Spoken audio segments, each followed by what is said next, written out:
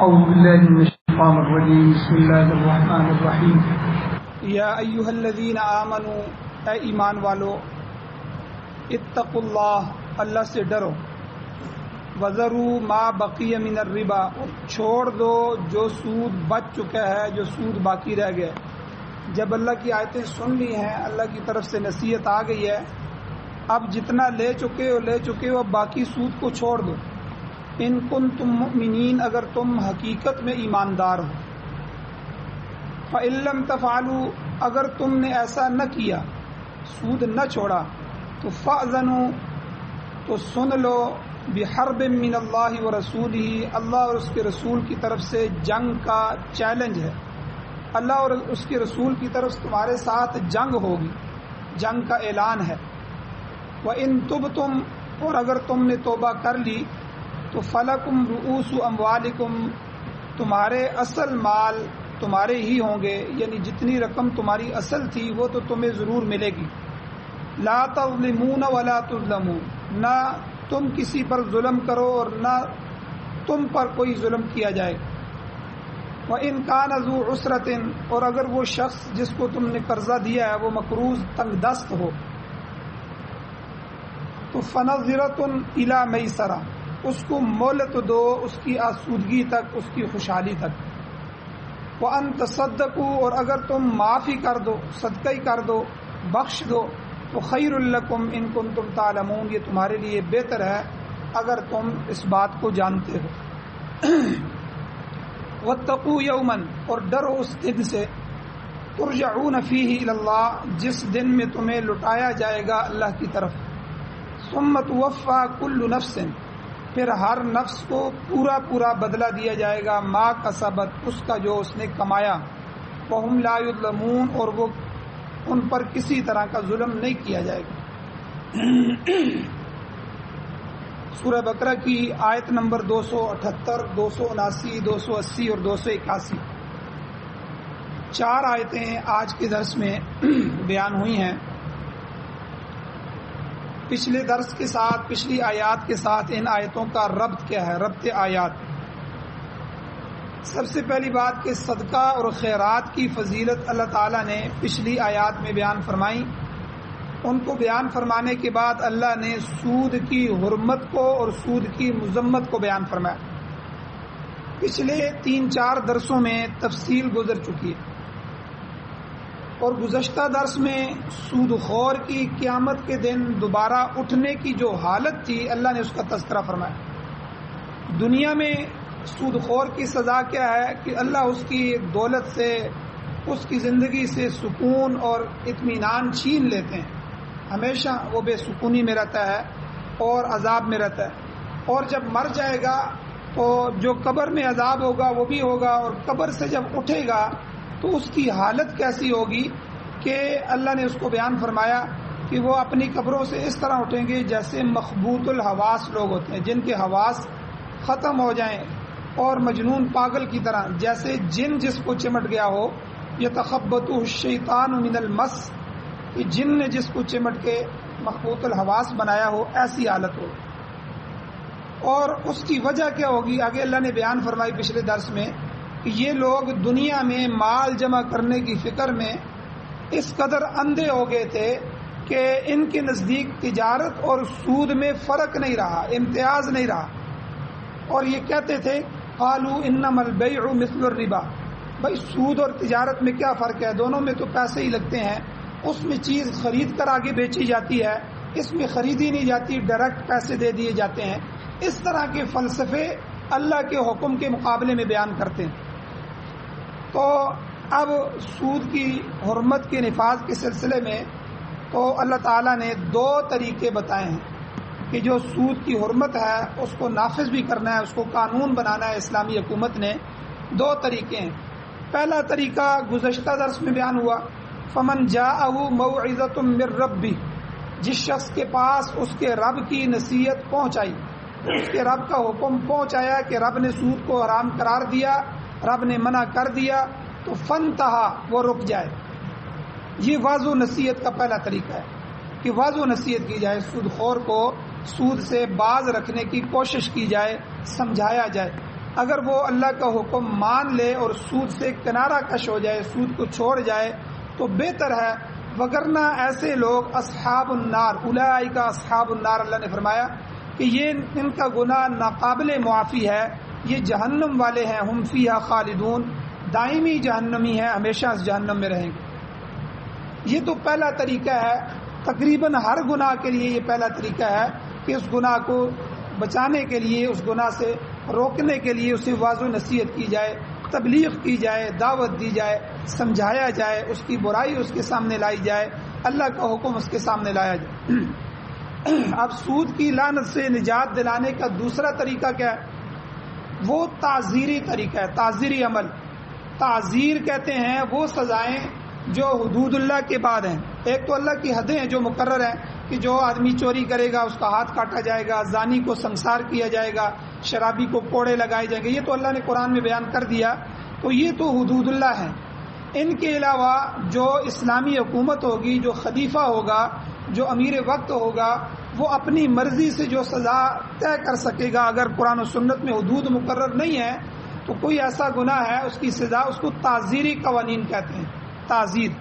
تو یہ اس میں بات یاد رکھیں کہ یہ اس وقت ممکن ہے جب کہ حکومت اسلامی ہو اور اسلامی حکام کا جو ہے موجود ہوں اور وہ اس کا نفاذ کریں، ٹھیک ہے، کیونکہ حدود اللہ جو ہیں اور تعزیرات اور سزائیں یہ جب ہیں جب اسلامی حکومت ہوگی، کیونکہ عوام کو اجازت نہیں ہے کہ وہ خود کسی سے قصاص لیں، کسی نے قتل کر دیا وہ خود لے، ٹھیک ہے، کیونکہ اگر خود لیں گے طاقت موجود نہیں ہوگی، یہ ان کے 2 قتل کریں گے وہ ان کے 4 کر دیں گے، یہ ان کے 4 کریں گے وہ ان کے 8 کر دیں گے، یہ خانہ جنگی بن جائے گی۔ کیونکہ اب یہ جب اس سے پوچھا جائے گا کہ بھائی تم نے کیوں قتل کے بدلے میں قتل کیا، یہ کہے گا کہ بھائی اس نے قتل کیا تھا، میں نے قصاص لیا ہے، قصاص قرآن کا حکم ہے۔ اس میں یاد رکھیں یہ جو حدود اللہ ہیں، اللہ کی حدیں ہیں، یہ جو تعزیرات ہیں اور یہ سزائیں ہیں اسلامی دفعات میں، یہ صرف اسلامی حکومت ہی جو ہے وہ قائم کرے گی، کیونکہ حکومت کے پیچھے فوج کھڑی ہوتی ہے، حکومت کے پیچھے رینجر ہوتی ہے، حکومت کے پیچھے پولیس ہے، حکومت کے ساتھ طاقت ہوتی ہے، وہ حکومت کے پاس عدل ہوتا ہے، عدالتیں ہوتی ہیں، تو وہ پہلے عدالت میں جائے گا، قاضی کے پاس جائے گا فیصلہ، پھر وہ قاضی دونوں کی بات سنے گا، پھر قاضی فیصلہ کرے گا، فیصلہ کرنے کے بعد جب سزا کی وقت آئے گی تو حکومت خود طاقت کے ساتھ اس سزا کو نافذ کرے گی، اور پھر اس کے بعد جو رد عمل ہونا چاہیے اس رد عمل کو روکنے کی طاقت بھی حکومت کے پاس ہوتی ہے کہ کوئی خاندان پھر دوبارہ کھڑا نہ ہو اس کو قتل کرنے کے لیے۔ تو اس لیے جو ہے یہ مسئلہ ہے فقہا کے درمیان کہ اسلامی سزائیں اور تعزیرات اور حدود اللہ اور یہ ساری چیزیں یہ سب حکومت وقت اگر اسلامی حکومت ہے تو وہی کرے گی، اگر اسلامی حکومت نہیں ہے تو عوام کو اجازت نہیں ہے کہ جو ہے وہ اس کو اپنے ہاتھ میں لے۔ اب اگلا مسئلہ سمجھیں، کسی بھی ملک اور قوم کے لیے معاشی مسائل، ان کا کھانا پینا، معاشی مسائل جو ہیں یہ بنیادی اہمیت کے عمل ہوتے ہیں۔ اگر یہ معیشت کا نظام درست ہو جائے، تاجر خوشحال ہوں، عوام خوشحال ہوگی، مال صحیح پہنچ رہا ہے اور وہ صحیح بک رہا ہے اور ساری چیزیں موجود ہیں تو خوشحالی ہوگی۔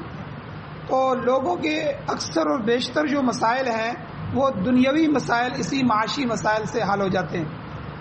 اور اسلام کا جو اقتصادی نظام ہے، دیکھیں اسلام کے سارے نظام ہیں، اسلام کا نظام حکومت ہے، خلافت کا، امارت کا، اسلام کا اقتصادی نظام، اقتصاد کہتے ہیں کمانے کے طریقے، کمائی کے طریقے، کمانا، کھانا پینا کہاں سے کریں گے، ٹھیک ہے، کیا تجارت کرنی چاہیے، کیا تجارت جائز ہے، کیا ناجائز ہے، اس کی کون سی شقیں حلال ہیں، کون سی حرام ہے، کون سی کمائی حلال کی ہے، یہ سارا اقتصاد ہے۔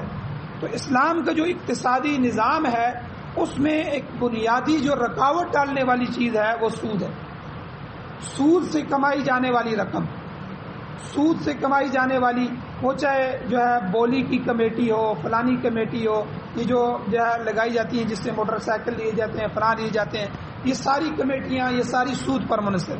بعض چیزوں میں جوئے کی شکلیں ہوتی ہیں، بعض چیزوں میں غبن ہوتا ہے، بعض چیزوں میں دھوکہ ہے، بعض چیزوں میں سود کی کوئی شکل بن جاتی ہے۔ تو اس لیے کاروبار جو اقتصادی معیشت ہمارا اقتصادی نظام ہے اس میں یہ چیز سود جو ہے یہ رخنہ ڈالنے والی، رکاوٹ ڈالنے والی، تو جسے دور کیے بغیر لوگوں کی معاشی حالت درست نہیں ہو سکتی۔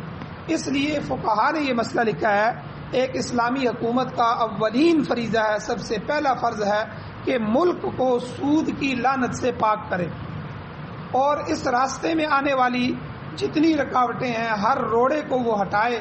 اور یہ چیز کس سے حاصل ہوگی؟ تعزیری قوانین کے ذریعے، تعزیری سزائیں جو ہیں وہ ہوں گی، جن کا ذکر آج کے درس میں ابھی ذکر آ رہا ہے۔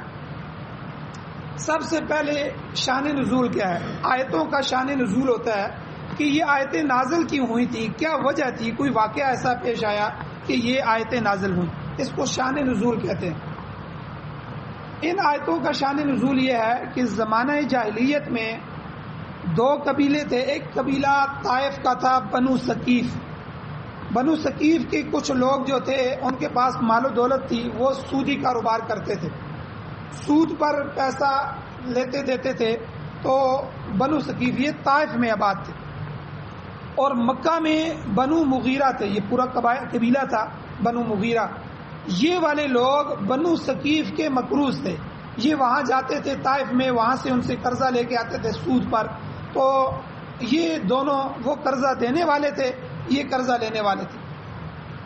اب جب اسلام آ گیا، نبی علیہ الصلوۃ والسلام آئے اور مکہ میں اسلام کی شمع روشن ہو گئی، حضور علیہ السلام نے دعوت دی، لوگ مسلمان ہونے لگے، تو اللہ کی قدرت دیکھیں کہ یہ بنو مغیرہ جو مکہ میں رہنے والے لوگ تھے، یہ قبیلہ بھی مسلمان ہو گئے۔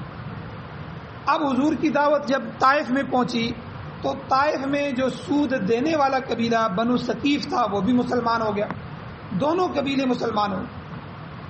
اب ہوا یہ کہ مسلمان تو ہو گئے، لیکن بنو ثقیف نے بنو مغیرہ کو کہا کہ تمہارے اوپر جو واجب الادا رقم ہے وہ رقم ہمیں واپس کرو، ہمیں دو، سود ہمیں دو۔ اب بنو جو مغیرہ تھے، مکہ کے رہنے والے مقروض لوگ، قرض لینے والے، انہوں نے کہا کہ دیکھیں آپ بھی مسلمان ہو گئے ہیں، ہم بھی مسلمان ہو گئے ہیں، اسلام میں سود منع ہے، حرام ہو گیا ہے، لہذا اب تمہارا یہ دعویٰ درست نہیں ہے، تم اب ہم سے سود لینے کے حقدار نہیں۔ یہ معاملہ رسول اللہ صلی اللہ علیہ وسلم کی خدمت میں چلا گیا۔ جب حضور کے سامنے پیش آیا تو حضور علیہ السلام نے ان دونوں کی باتوں کو سنا، تو اچانک وحی کا نزول شروع ہو گیا۔ صحابہ سمجھ گئے کہ حضور علیہ السلام پر وحی آ رہی ہے۔ جب وحی ختم ہوئی تو حضور علیہ السلام نے یہ آیات تلاوت فرمائی اور فرمایا اللہ جل شانہ نے ان آیات میں اس کا حکم بیان فرما دی، مسئلہ حل ہو گیا۔ اللہ نے فرمایا یا ایھا الذین آمنوا، اے ایمان والو، ایمان والوں کو مخاطب کیا گیا۔ آگے فرمایا اللہ نے اتقوا اللہ، پہلا حکم اللہ نے دیا اللہ سے ڈرو، تقوی پیدا کرو۔ تقوی اللہ کا خوف، اللہ کا ڈر، اللہ کی ذات کی محتاجگی، اللہ کی ذات سے امید، یہ بہت ضروری چیز ہے۔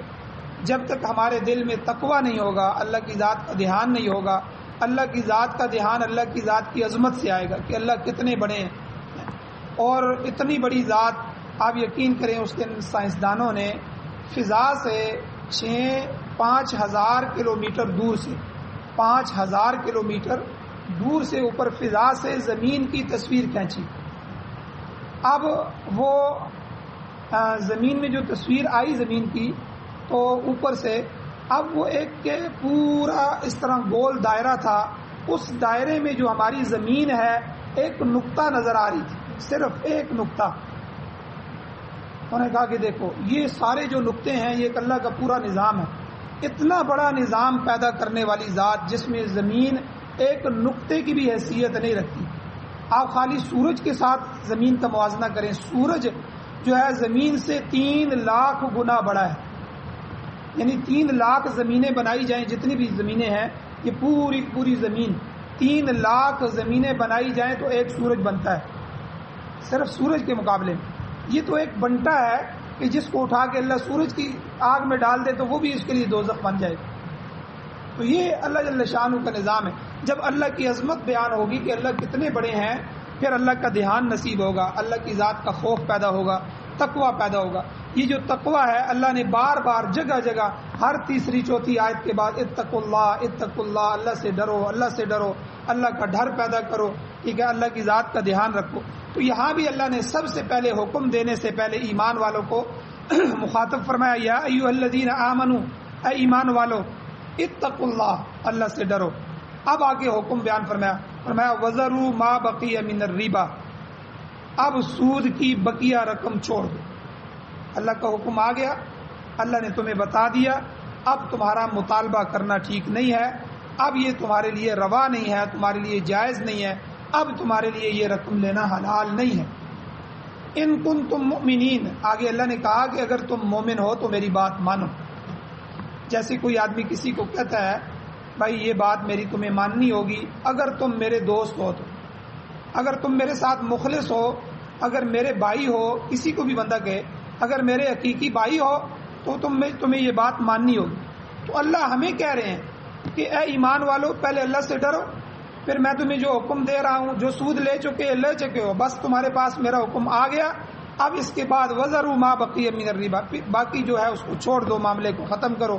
ان کنتم مؤمنین، اگر واقعی تم ایمان والے ہو، حقیقت فی الحقیقت مومن ہو، میرے جو ہے سچے دل سے اللہ اور اس کے رسول پر ایمان لا چکے ہو، تو سود کا خیال قطعاً دل سے نکال دو، اب تمہارے دل میں سود کا خیال نہیں آنا چاہیے۔ یہ تو حکم تھا اور ترغیب تھی، اور اللہ نے ایمان والوں کو مخاطب کیا اور اپنا حکم سنایا۔ اب جو حکم نہیں مانے گا اس کے لیے تعزیری سزا کیا ہے؟ اس آیت میں سود خوروں کے لیے اللہ نے تعزیر بھی بیان فرمائی ہے۔ حضرت عبداللہ ابن عباس رضی اللہ تعالیٰ عنہ، حضور کے چچا کے بیٹے، حضرت عباس چچا تھے، یہ مفسر قرآن تھے، اللہ کے نبی نے ان کو دعائیں دی تھی اور خصوصی طور پر انہوں نے تفسیر قرآن کا علم حضور سے حاصل کیا۔ یہ فرماتے ہیں کہ اس آیت کی روح سے مسلمان حاکم، مسلمان حکمران کا فرض ہے کہ سودی کاروبار کو ختم کرنے کا انتظام کرے، اور اگر سود خوری سے باز نہ آئیں تو پھر ان کے خلاف جہاد کیا جائے گا۔ یہ اس آیت سے ثابت ہوگا، اگر وہ سود سے نہیں رکتے ان کے خلاف جہاد ہوگا، ان کے خلاف لڑائی ہوگی، انہیں قتل کیا جائے گا اور جو ہے ان کے خلاف لڑنا ہوگا۔ اللہ نے یہاں کیا ارشاد فرمایا؟ فَإِن لَّمْ تَفْعَلُوا، یعنی پیچھے حکم دیا اس کو چھوڑ دو، سود کو اگر حقیقی مومن ہو، ہماری بات ماننے والے ہو، ایمان لانے والے ہو تو چھوڑ دو۔ اگر نہیں کرو گے، فَإِن لَّمْ تَفْعَلُوا، باز نہیں ہوگے، سود لینے سے رکو گے نہیں، تو فَأْذَنُوا بِحَرْبٍ مِّنَ اللَّهِ وَرَسُولِهِ، اللہ اور اس کے رسول کی طرف سے لڑائی کا چیلنج ہے تم، تو اللہ اعلان کر دیتے ہیں تمہارے ساتھ اللہ اور اس کا رسول کی جنگ ہے، جہاد کیا جائے گا، اور اس وقت تک تم سے لڑا جائے گا تب تک تم اس حرکت سے باز نہیں ہوگے۔ اب دیکھو یہاں کئی لوگ کہتے ہیں وہ ان کا قبلہ ایک ہے، وہ قرآن کی تلاوت کرنے والے ہیں، وہ تو سب کچھ کرنے والے ہیں، ٹھیک ہے، اللہ نے اتنا سخت حکم بیان فرما دیا، لیکن اللہ کا حکم یہی ہے کہ جو اللہ کے احکامات میں سے کسی حکم کا صریح انکار کرے، میں اس فرائض میں سے، فرضوں میں سے کسی کو نہ مانے، تو اس کے خلاف جہاد کیا جائے گا اور وہ ارتداد میں چلا جائے گا۔ کل میں نے بیان کیا تھا کہ اگر وہ اس کا انکار کرتا ہے کہ وہ سود کو حرام سمجھتا ہی نہیں ہے، تو اس کا نکاح بھی ختم، اس کا ایمان بھی ختم، اس کا سب کچھ ختم، دوبارہ سے اگر اس کو اللہ نے توفیق دے دی۔ یہاں بھی اللہ نے یہ فرمایا وَإِن تُبْتُمْ، اگر تم توبہ کر لو، باز آ جاؤ، سودی کاروبار ختم کر دو، تو فَلَكُمْ رُؤُوسُ أَمْوَالِكُمْ، تمہارے اصل مال جو ہیں، جو رقم مغز ہے تمہارا، جو تم نے دی ہے اصل، وہ تو تمہیں لٹایا جائے گا، وہ تو ہم لوگوں کو کہتے ہیں وہ تو تمہیں لٹائیں گے، لیکن جو ہے زر مبادلہ، جو اصل زر ہے وہ تمہیں لٹایا جائے گا، لیکن جو سود ہے وہ تم نہیں لوگے، تو وہ تمہیں چھوڑنا ہوگا۔ اب دوسری بات، دوسرا فتویٰ حضرت عبداللہ ابن عباس رضی اللہ تعالیٰ عنہ کا ہی ہے، وہ یہ بھی فرماتے ہیں کہ مسلمان حاکم کا فرض ہے کہ سود خور سے توبہ کرائے، کہ آئندہ کے لیے وہ سودی کام سے قطعاً دستبردار ہو جائے گا، اس کا ہاتھ اب سود کی طرف نہیں اٹھے گا، وہ رکے گا۔ اگر اس نے ایسا کر لیا تو معاملہ ختم ہو گیا۔ اگر کوئی شخص توبہ سے انکار کرتا ہے، میں نہیں توبہ کرتا، میں سود لوں گا، میں دوں گا، میرا اپنا معاملہ ہے، تو حاکم اسے سزا دینے کا پابند ہے۔ اب تعزیری سزا وہ کہتے ہیں اس کو جلا وطن بھی کر سکتا ہے، اپنے وطن سے نکال دے، یہاں سے نکل جائے، یا اس کو سزائے موت بھی دے سکتا ہے، یہ حاکم تک ہے۔ چونکہ حالات کے حساب سے بعض دفعہ ایسا ہوتا ہے کہ کوئی بڑا آدمی سود پر اڑ جاتا ہے تو اس کے اثرات پورے معاشرے میں پھیلتے ہیں، پورا معاشرہ اس کی وجہ سے خراب ہونے کا خطرہ ہوتا ہے، تو یہ حاکم وقت حالات کو دیکھتے ہوئے تعزیرات میں سے جو بھی سزا دینا چاہے، یہاں تک کہ سزائے موت بھی دینا چاہے وہ اس کو دے سکتا ہے، یعنی یہ اتنے سخت حکم ہے۔ تیسرا فتویٰ حضرت حسن بصری رحمۃ اللہ علیہ اور حضرت ابن سیرین رحمۃ اللہ علیہ کا ہے، یہ تابعین میں سے ہے۔ یہ فتویٰ دیتے ہیں، یہ فرماتے ہیں کہ اگر سود خور توبہ نہ کرے، توبہ کر لے تو معاملہ ختم، لیکن توبہ نہیں کرتا تو اسلامی نظام کے تحت ایسے شخص کا سر تلوار سے قلم کیا جائے گا، اس کا سر اڑایا جائے گا۔ تو اب دیکھیں یہ کتنی سخت سزا ہے سود خور کی۔ اب اگلی بات سمجھے کہ سود لینے والا دو طرح کا ہو سکتا ہے۔ پہلے نمبر پہ اگر ایسا شخص جو سود کو حرام ہی نہیں سمجھتا، کل بھی میں نے بیان کیا تھا کہ وہ حرام ہی نہیں سمجھتا، سود لے دے رہا ہے لیکن حرام ہی نہیں سمجھتا، وہ تو دائرہ اسلام سے خارج ہو، اس کو مرتد سمجھا جائے گا، وہ ارتداد میں چلا گیا، وہ مرتد ہو گیا۔ مرتد جو ہے وہ اس کا حکم یہ ہے کہ اس کو 3 دن دیے جائیں گے، وہ توبہ کرے، اللہ کے اس حکم کے معنی اپنے شکوک و شبہات علماء کے سامنے پیش کرے، کس وجہ سے یہ انکار کر رہا ہے، کس وجہ سے اس کو حلال سمجھ رہا ہے، ٹھیک ہے، علماء اس کے اشکالات کو دور کریں گے۔ اگر 3 دن کے بعد جو ہے وہ نہیں مانتا تو اس کا سر قلم کیا جائے گا، کیونکہ یہ اسلام کی توہین ہے۔ تو یہاں بھی وہ آدمی مرتد سمجھا جائے گا، کیونکہ اس نے اسلام کے ایک قطعی حکم کا، ضروری حکم کا، فرض حکم کا انکار کیا ہے، لہذا اس کے خلاف جہاد ضروری ہو جائے گا۔ اس کی مثال سمجھ لیں، حضرت ابو بکر صدیق حضور دنیا سے تشریف لے گئے تو فتنے ہی فتنے کھڑے ہو گئے۔ مسلمہ کذاب کا فتنہ، اس نے نبوت کا دعویٰ کیا ہوا تھا، 40,000 سے زیادہ آدمی اس کے ساتھ ہو گئے تھے۔ اور اسی طرح یہاں مانعین زکوٰۃ آ گئے، زکوٰۃ کے جو ہے منکرین، زکوٰۃ کے مانعین آ گئے، زکوٰۃ کو روکنے والے کہ ہم زکوٰۃ نہیں دیں گے، گورنمنٹ کو نہیں دیں گے۔ اب زکوٰۃ ایک فرض حکم تھا، فرض کو وہ منع کر رہے تھے، فرض سے جو ہے انکار کر رہے تھے، تو حضرت ابو بکر صدیق رضی اللہ تعالیٰ عنہ نے ان سے جو ہے جہاد کیا، اور انہوں نے کہا کہ میں تم سے لڑوں گا اس وقت تک جب تک 1 روپیہ بھی تم سے نہ لیں۔ جو نبی علیہ السلام کے زمانے میں تم دیتے تھے، جو بکری دیتے تھے، اس بکری کی جو رسی ہے میں وہ بھی تم سے وصول کروں گا، اس وقت تک میں تم سے جہاد کروں۔ اور اس کی برکت سے اللہ نے پھر ان کو بعضوں کو ہدایت دی اور بعض اس سے جو ہے مڑ گئے۔ تو اس لیے اللہ کا جو قطعی حکم ہے، ٹھیک ہے، جو قطعات میں سے ہیں، ضروریات دین میں سے ہیں، جو فرائض میں سے ہیں، ان کا انکار کرنے والا جو ہے وہ مرتد ہو جاتا ہے، وہ اسلام سے نکل جاتا ہے۔ تو جس طرح منکرین زکوٰۃ کے خلاف حضرت ابو بکر صدیق رضی اللہ تعالیٰ نے جہاد کیا تھا، اسی طرح اس کے خلاف بھی جہاد کیا جائے گا۔ اب مرتد جو ہے اس کے مال کے متعلق مسئلہ کیا ہے؟ جو اس کی کوٹھی ہے، بنگلہ ہے، اس کے بینک بیلنس ہے، چونکہ وہ تو یہاں ہے، اس کے بارے میں 2 مسائل ہیں۔ ایک مسئلہ تو یہ ہے جو مال اس نے اسلام کے دور میں کمایا تھا، جب مسلمان تھا اس وقت کمایا تھا، وہ اس کے مسلمان ورثاء میں تقسیم کر دیا جائے گا، جو وارث بنتے ہیں، بیٹے ہیں، بیوی ہے، اس میں تقسیم کر دیا جائے گا۔ اور جو مال اس نے مرتد ہونے کے بعد حالت ارتداد میں کمایا تھا وہ اسلامی بیت المال میں جمع کیا جائے گا، جو خزانہ ہوتا ہے بیت المال جو اسلامی، اس میں وہ جمع کر دیا جائے گا۔ یہ تو سود خور کی پہلی حیثیت ہے کہ جس میں وہ منکر ہے۔ سود خور کی دوسری حیثیت یہ ہے کہ وہ اسے حرام تو سمجھتا ہے، اسے ناجائز تو سمجھتا ہے، لیکن پھر بھی وہ لے رہا ہے، دے رہا ہے۔ ایسا شخص دین کا باغی کہلائے گا، یہ حکومت کا دین کا باغی ہے۔ ایسے شخص کے خلاف بھی جنگ ضروری ہے۔ حضرت ابو بکر صدیق رضی اللہ تعالیٰ عنہ کے زمانے میں جو منکرین زکوٰۃ تھے، انہوں نے زکوٰۃ کی فرضیت سے انکار نہیں کیا تھا، بلکہ وہ کہتے تھے کہ ہم زکوٰۃ کو مال بیت المال میں جمع نہیں کرائیں گے، حکومت کو نہیں دیں گے، بلکہ اپنی مرضی سے اسے خرچ کریں گے۔ تو ایسے لوگوں کے خلاف حضرت ابو بکر صدیق رضی اللہ تعالیٰ عنہ نے جہاد کیا تھا۔ اسی طرح جو لوگ سود کو حرام سمجھتے ہوئے بھی اسے وصول کرتے ہیں وہ بھی باغی ہیں، اور ایک اسلامی حکومت کو ایسے باغیوں کے خلاف جہاد کا حکم ہے۔ اور پھر باغی کا مال وہ بھی چھین لیا جاتا ہے، اگر وہ توبہ کرے گا تو وہ مال واپس کر دیا جائے گا، اگر توبہ نہیں کرتا تو اس کا مال حکومت کے حق میں ضبط کر دیا جائے گا۔ بہرحال اس میں کچھ مسائل اور بھی ہیں، انشاءاللہ وہ کل کے درس میں بیان کیے جائیں گے۔ اللہ جل شانہ سے دعا ہے اللہ ہمیں عمل کی توفیق عطا فرمائے۔ آمین. الحمد للہ رب العالمین والعاقبۃ للمتقین والصلاۃ والسلام علی رسولہ النبی الامی الکریم. اللهم ربنا آتنا فی الدنیا حسنۃ وفی الآخرۃ حسنۃ وقنا عذاب النار. یا اللہ ہماری کمیوں کوتاہیوں کو معاف فرمائیے. یا اللہ ہر طرح کی معافیاں ہمیں عطا فرمائیے. یا اللہ قرآن و سنت کا نظام ہمیں نصیب فرمائیے, قرآن و سنت کا غلبہ نصیب فرمائیے.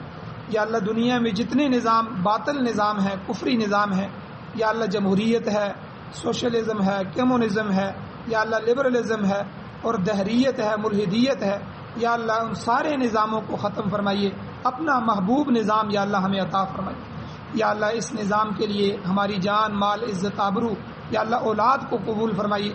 یا اللہ اس نظام کو, قرآن و سنت کے نظام کو سننے, سمجھنے اور اس کو پھیلانے, اس کی اشاعت کرنے, اس پر عمل کرنے کی توفیق عطا فرمائیے.